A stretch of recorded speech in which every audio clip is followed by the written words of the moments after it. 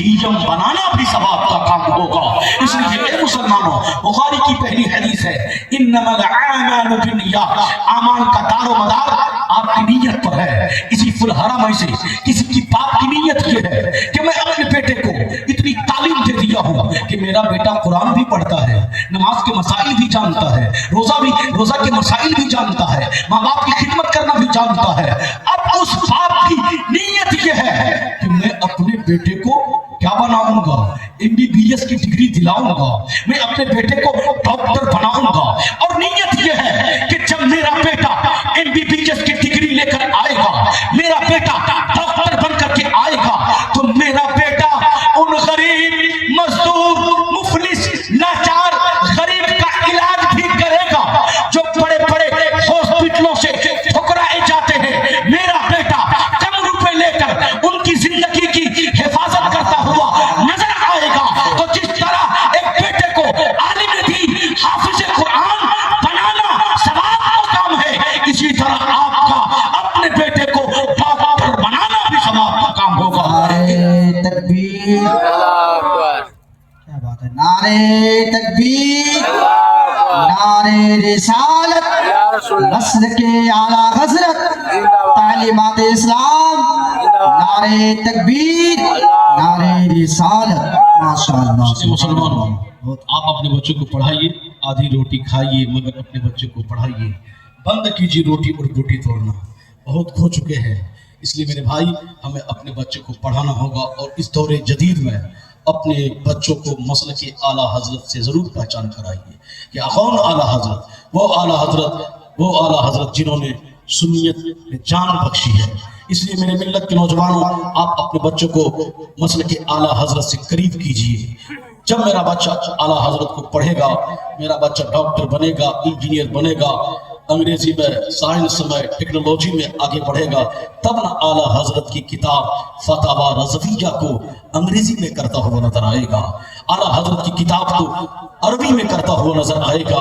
جب عرب ممالک میں اعلیٰ حضرت کی یہ کتاب پہنچے گی، انگریز ممالک میں اعلیٰ حضرت کی یہ کتاب پہنچے گی، وہاں کے لوگ پڑھیں گے، کہنے پر مجبور ہو جائیں گے کہ مانا عرب نے تجھ کو یگانا، گایا عرب نے تیرا ترانہ، مانے ہی تجھ کو سارا زمانہ، حامی سنت اعلیٰ حضرت۔ عمل میں جو امام احمد رضا کمیشن جتنا تیزی سے آگے بڑھ رہا ہے، دوسرا ماحول مجھے نظر نہیں آ رہا ہے۔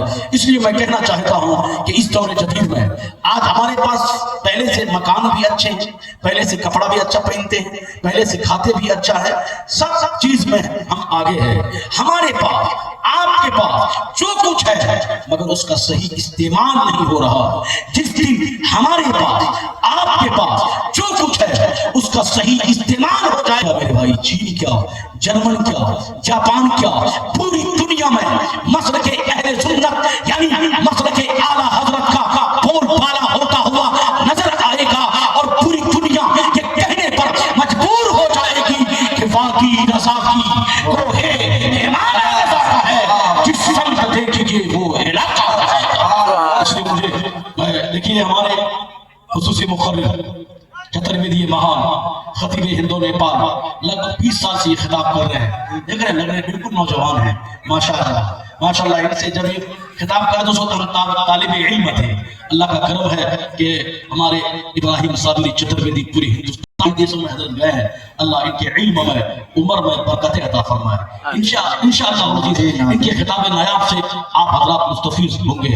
میرے ملت کے نوجوانوں، میں کہنا چاہتا ہوں، اس لیے مسلمانوں، اللہ نے آپ کو ایمان کی دولت سے نوازا ہے۔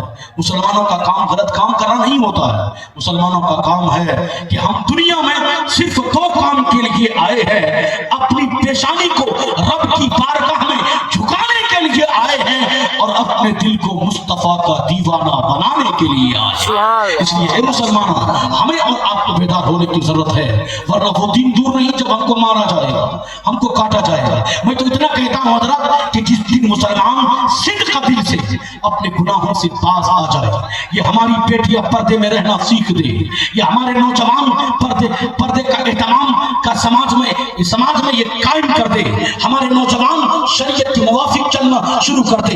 آج ساری دنیا میں مسلمان تباہی کے کنارے کھڑا ہے۔ آج 57 ملک ہمارا 150 کروڑ سے زائد آج ہماری آبادی ہے. ہونا تو یہ چاہیے تھا کہ ساری دنیا میں اگر کہیں پہ کسی مسلمان کو, کسی کلمہ پڑھنے والے کو, کسی نبی کے چاہنے والے کو تکلیف ہوتی تو دوسرا مسلمان اس تکلیف کو اپنا جسم سمجھ کر اس تکلیف کا احساس کرتے. مگر یہاں ایک نعرہ تکبیر